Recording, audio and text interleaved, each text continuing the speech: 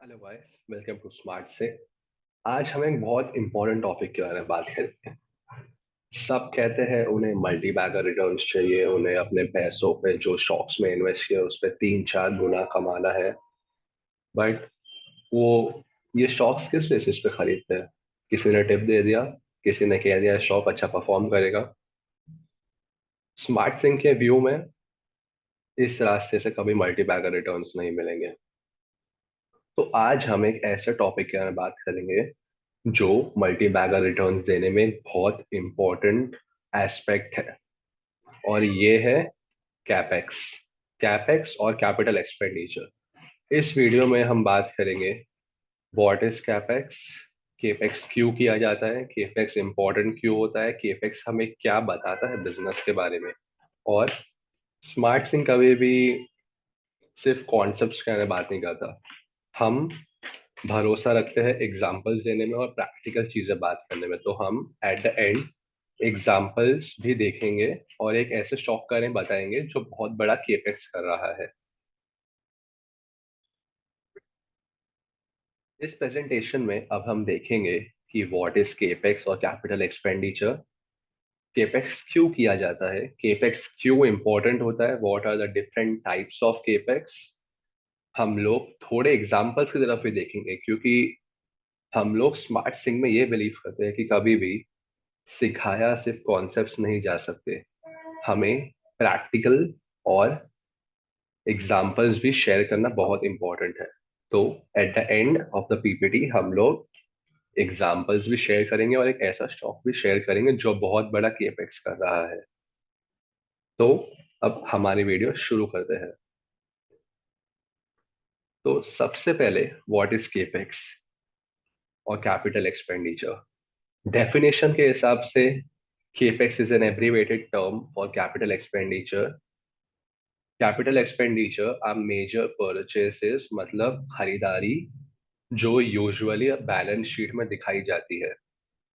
Simple terms में capex is anything जो एक कंपनी खरीदती है in the form of land, building, equipment, furniture, vehicles और पेटेंट्स। ये कंपनी खरीदती है पैसे डाल के। क्यों? क्योंकि कंपनी को ग्रो करना है, इसलिए वो ये सब चीजें खरीदती है। केपेक्स हमें क्या बताता है बिजनेस के बारे में? केपेक्स हमें बेसिकली बताता है कि बिजनेस अपने एग्जिस्टिंग एसेट्स जो उनके पास ऑलरेडी थे और अपने न्यू एसेट्स के लिए इन्वेस्ट कर रहा है ग्रो करने के लिए। अगर हम इसको थोड़ा सा ध्यान से अगर इसको समझना चाहेंगे, तो कोई भी अपने बिजनेस में क्यों पैसा इन्वेस्ट करेगा? सिंपल रीजन है कि वो अपनी बिजनेस में कॉन्फिडेंट है और ग्रोथ को प्रिडिक्ट कर रहे हैं, तभी वो उस बिजनेस में और पैसे लगा रहे हैं ताकि फ्यूचर में और ग्रोथ आए। अभी हम बात करेंगे why is the capex important. Capex is important for companies to grow. अगर कोई भी कंपनी पैसे नहीं लगाएगी अपने बिजनेस में, तो वो बस एक लिमिट तक ही ग्रो हो सकती है। वो जो उनके पुराने एसेट्स है उनको ही फुल्ली यूटिलाइज करके एक लिमिट तक ही ग्रो हो सकती है। पर अगर उसको उसके आगे ग्रो होना है, तो उसको फिक्स्ड एसेट्स पे पैसे लगाने ही पड़ेंगे अगर उनको फ्यूचर में ग्रो होना है। और mind it, every company wants to grow, हर एक कंपनी को ग्रो होना ही है। अब हम बात करेंगे टाइप्स ऑफ केपेक्स। मैं चाहूंगा कि आप सब एक नोटबुक ले लें और इस सब को नोट करें, क्योंकि ये पीपीटी का बहुत इंपॉर्टेंट हिस्सा है। सबसे पहला है ग्रीनफील्ड केपेक्स। ग्रीनफील्ड केपेक्स मतलब एक नया प्लांट शुरू करना, नया प्लांट कहीं पर लगाना, उसको जीरो से स्टार्ट करना और उस पर अपने प्रोडक्ट्स चालू करना। ग्रीनफील्ड केपेक्स के थोड़े फीचर्स है। उसको बहुत टाइम लगता है सेटअप करने में, वो बहुत महंगा हो सकता है। उसके एसेट टर्न्स मतलब वो जितना अमाउंट उसमें इन्वेस्ट किया है उस एसेट में वो कितना रेवेन्यू दे सकता है, उसको एसेट टर्न्स बोलते हैं। ग्रीन फील्ड में जरूरी नहीं है कि एसेट टर्न्स हाई हो, ये business to business and industry to industry depend करता है। The second one is brown field capex. Brown field capex में comparatively to green field capex कम टाइम लगता है, वो ग्रीनफील्ड केपेक्स से सस्ता होता है और उसके asset turns definitely greenfield capex से हायर होते हैं। तो मतलब सस्ता हुआ, टाइम कम लगा, और जो उसका रेवेन्यू पोटेंशियल है वो ग्रीनफील्ड केपेक्स से ज्यादा होता है। क्यों? क्योंकि जो एग्जिस्टिंग प्लांट था उन्होंने उसमें ही एक नई मशीन डाल दी, या जो प्लांट का इंफ्रास्ट्रक्चर था उसी लैंड में एक नया प्लांट लगा दिया। Third one is debottlenecking. Now this is the most, ये सबसे फायदेमंद है कंपनी के लिए। क्यों? क्योंकि इसको खत्म करने में सबसे कम टाइम लगता है, सबसे सस्ता होता है, और सबसे हाईएस्ट एसेट टर्न्स होते हैं।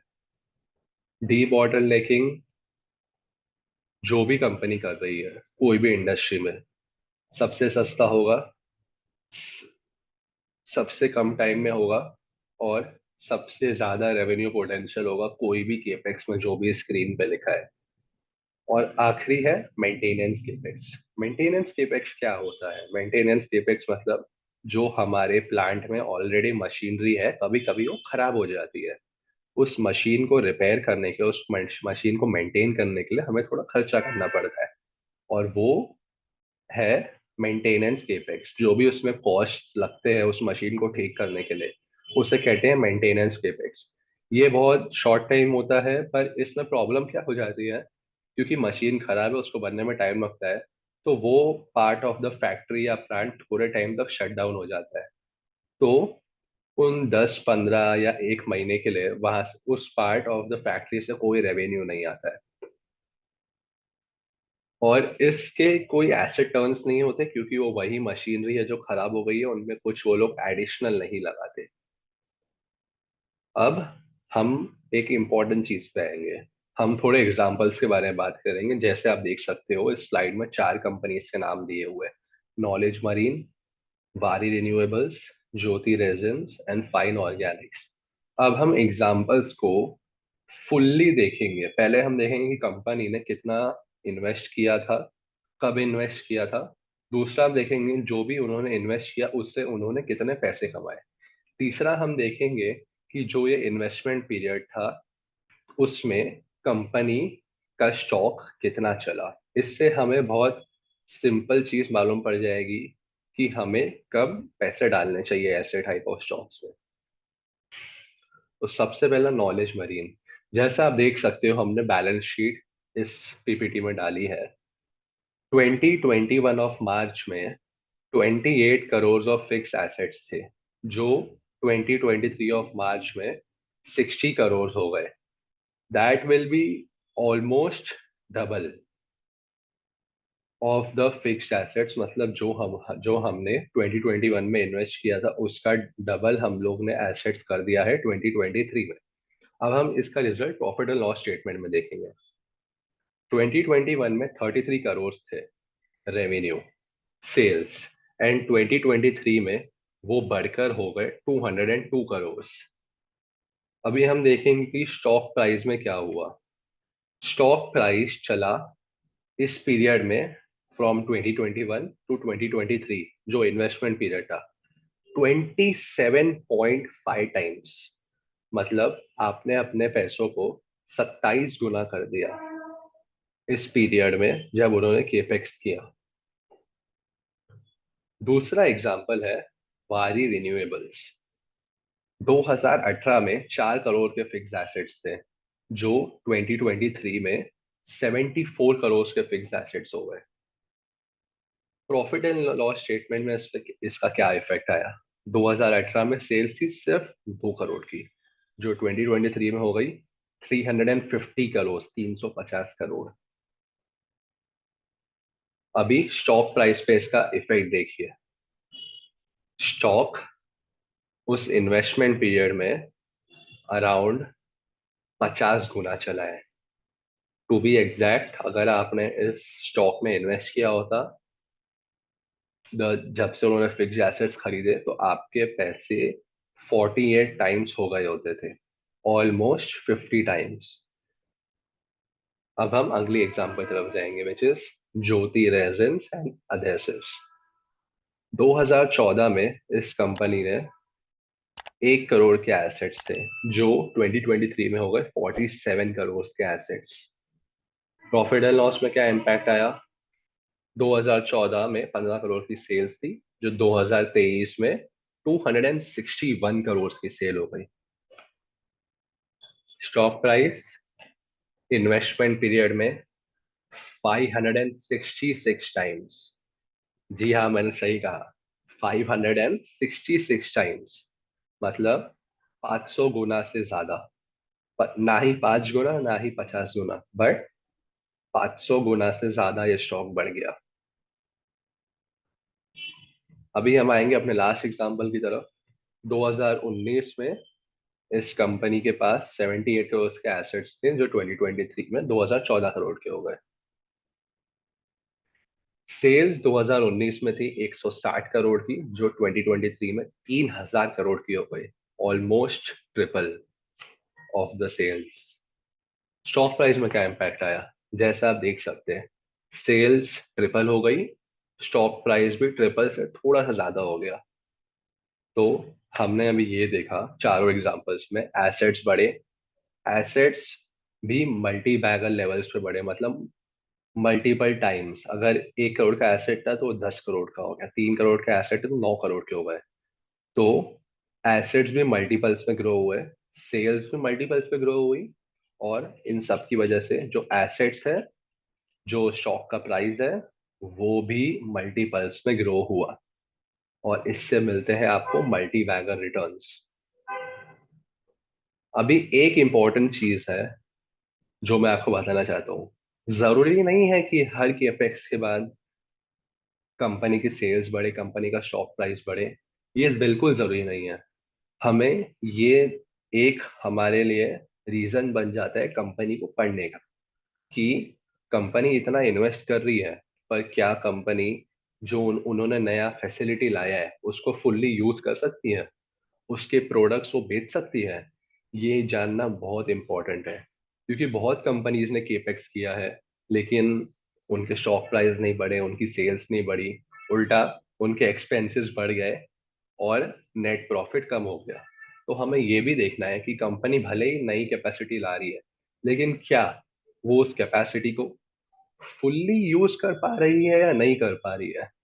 ये बहुत इंपॉर्टेंट चीज है। इसके बिना हमें केपेक्स स्टोरीज में नहीं इन्वेस्ट करना चाहिए, जब तक हमने फुल रिसर्च नहीं किया है उस कंपनी पे, और हमें भरोसा है कि वो अपनी नई कैपेसिटी को फुल्ली यूज कर सकती है। ये मैं रिपीट कर रहा हूँ, मुझे माफ कीजिएगा, बट ये बहुत इंपॉर्टेंट पॉइंट है, क्योंकि हो सकता है इस वीडियो के बाद बहुत लोग केपेक्स देख के सीधा इन्वेस्ट कर दे, जो हम लोग नहीं चाहेंगे।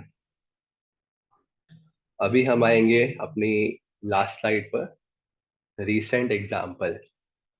इस कंपनी का नाम है प्रिवेस्ट डेनप्रो। जैसा कि आप देख सकते हैं, फिक्स्ड एसेट्स मार्च 2023 में 7 करोड़ के थे, और अभी आपको देख सकते हो मैंने ग्रीन कलर का CWIP में एक नंबर मार्क किया है। अभी आप पूछोगे CWIP क्या है?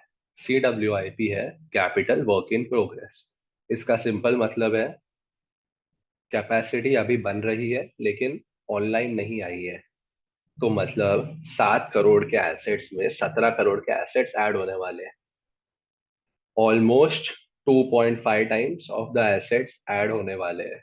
अभी आप सोचिए, अगर कंपनी अपनी सेल्स को अपनी कैपेसिटी को फुल्ली यूटिलाइज कर पाई, तो जो नई कैपेसिटी ऑफ 2.5 टाइम्स, वो कितना रेवेन्यू दे सकती है, और अगर उससे अच्छा रेवेन्यू जनरेट हुआ तो स्टॉक प्राइस में क्या हो सकता है।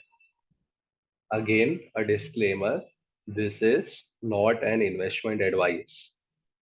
आप बस इससे एक ट्रिगर लीजिएगा और कंपनी को और डीप में पढ़िएगा। कंपनी में इन्वेस्ट मत करिएगा, क्योंकि कंपनी की वैल्यूएशंस अभी थोड़ी हाई चल रही है। और एक चीज, हम जल्द ही प्रिवेश जेनप्रो पे एक डीप एनालिसिस लाएंगे, तो उसका जरूर इंतजार कीजिएगा। एंड इस पे हम द एंड पे आ जाते हैं। We are at the end of the PPT। Thank you for listening and giving your time. मेरा नाम राहिल है, एंड थैंक यू।